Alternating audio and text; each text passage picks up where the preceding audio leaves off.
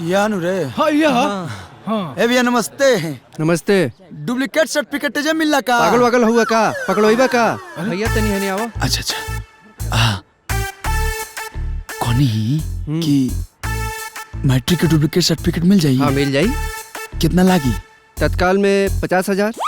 50,000? और का? इतना महंगा पैसा पेड़ पर फरता? तो पेड़ पे नहीं खे फरत तो पढ़े के बेरी रहरी और मकई लसारत रहल तब ना बुझाई रहे। देख ला भैया। तत्काल में तो लगबे करी। बनवाए के बाद तो बनवाओ ना तो जा। अरे खिसियत कह बनी, 1 मिनट रुकी। अरे बहुत ज्यादा मांगता है। रुक माई से पूछा था। हाँ माई। हाँ जी तो बेटा सर्टिफिकेट मिलल। अरे डुप्लीकेट सर्टिफिकेट के 50,000 मांगता है। अरे बेटा तरह से बढ़ के पैसा बाका।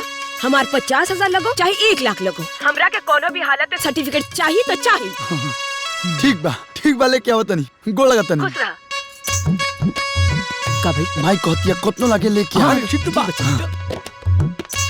बना दे भैया। एगो काम करो, भाई डायरी पर अपन नाम पता सब लिख दो और कल 10 बजे आके ले जाइए। ठीक बा। जानू? हाँ लिख दो, नंबरों लिख दिया। जाता बेकर बिया हो जाए। हो गई भैया। ठीक बा, कल 10 बजे आके ले जाइए। ठीक बा भैया। ठीक बा।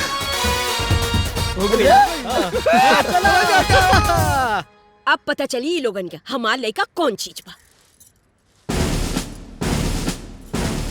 अरे जेकर राम ना बिगड़ी है ना केहू कुछो ना बिगाड़ पाई। बड़ा डिग्री लोग हल्ला कैले रहल है। डिग्री आवता बड़ा हमरे लड़का के पीछे पड़ल रहे। भाई कैसन डिग्री हो? जी भैया। भाई हाँ हमारे घर में कुछ उल्टा सीधा षड्यंत्र लौकता। भैया बौजी के तो किटकिट करे के आदत बा। अरे डिग्री का सड़क पे बिकाला। कहाँ बिकाला कहाँ के नाला। मेन बात ई नहीं खे, मेन बात बा डिग्री मिलला के आऊ आवता। आई दादा। अरे तारा के तारा लड़का के पाक के तो हमार जीवन धन्य हो गई। कैसे आ गई हमारा जिंदगी में हो? ई बतिया तो हमहू कह सकत बानी जी, लेकिन कहत नहीं के। जब कहे लागब ना तो सुन लेब रहुआ। हाँ ना तो। अरे तो कोइला ना काहे के झेला ढेर मत बोली। अरे हट। अरे बड़ा बोले वाला भइल बाड़न। तोरा मुंह में घी शक्कर भाई। भीड़ कैसा लगा? जो पुलिस है तो ना। ए भैया कुछ भइल बा का? बौक हुआ लौकत नहीं के डुप्लीकेट डिग्री वाले के दुकान पे छापा पड़ल बा। का? अजी ई क्या कहता नहीं? इधर आ। अरे जोर तोरा कबला तू जो। तू नहीं तू आ इधर। हाँ आओ सर। यहाँ क्या कर रहा है? यहाँ क्या कर रहा है? कुछ नहीं। तू भी जाली सर्टिफिकेट बनवाने आया है क्या?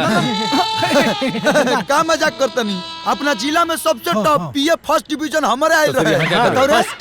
फिर यहाँ क्या कर रहे हो?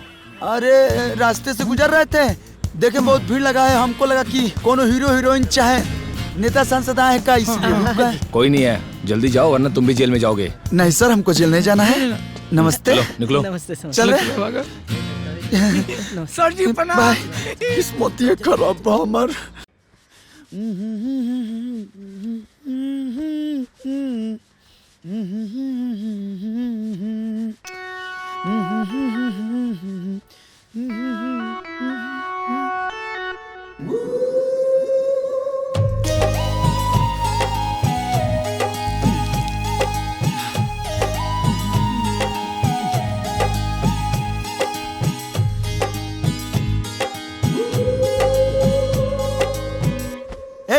तार के और कोनो काम बाकी ना हमरा के देखला के अलावा जाने जैसे। ए बनबा अपना आपके हीरो। तारा का बुझाता हम तारा से मिले बनी। हम अपना दीदी या तारा भौजी से मिले बनी। वाह बाबूजी गोड़ लगता है। खुश रहो। गुड। बेटा सही जा रही बड़ी। यो काम करो, तारा तो पढ़े लिखे के नहीं खे तो गाँव में वो गैरेज खुलवा तनी। गाँव जवार के गाड़ी धोत रही। देख एगो ते बड़े एगो ई लड़की बिया। उत्तर प्रदेश में ग्रेजुएशन में टॉप के लिए बिया। आते 10वीं फेल। लिख लोड़ा पढ़ पत्थर 17 दूनी 72। ले देख का जी ई का हमरे लइका के बेर बेर चपले रहिला हां जकर बाप इतना लखपति ओकर लइका गाड़ी काहे के दोही जी उस जमाना कोई कि बाप के नाम पर बेटा पार लग जात रहे एकर कारनामा तो पूरा गांव में फेमस बा एकर तो बियाह ना होई जाए तो ना होई तो ना होई हाँ। हमरा कोनो फर्क नहीं के पड़े वाला कि हम पास बनी की फेल और फेल बनी की पास ठीक बा जाए तो बेटा जाए तू चुप रह एकर ब्याह के सोचता नहीं रहुआ एक बुलावे 14 धावे हमरा घर के तो कुकरों के ब्याह हो जाए जी और हमार लड़का के ना यदि हम चाह जाई ना तो 15 दिन के अंदर ब्याह कर दे और रहुआ देखते रह जाए मॉल में लड्डू फूटे तो सपने रह जाई हम रहुआ के चैलेंज देता नहीं हमरा के चैलेंज हाँ तो हमू चैलेंज देता नहीं करा ले बियाह तो ठीक बा ठीक बा ए बेटा जा हमार फोन ले आवा था हाँ। मामा के फोन लगावा अभी रुक जोकर अभी मोबाइल में चलाता नहीं बड़ा ब्याह देखिए हमार लड़का के करब जल्दी हम देखत रह जाए बापू यही जे देखत रह जब खड़ा होकर रोगा हट करेला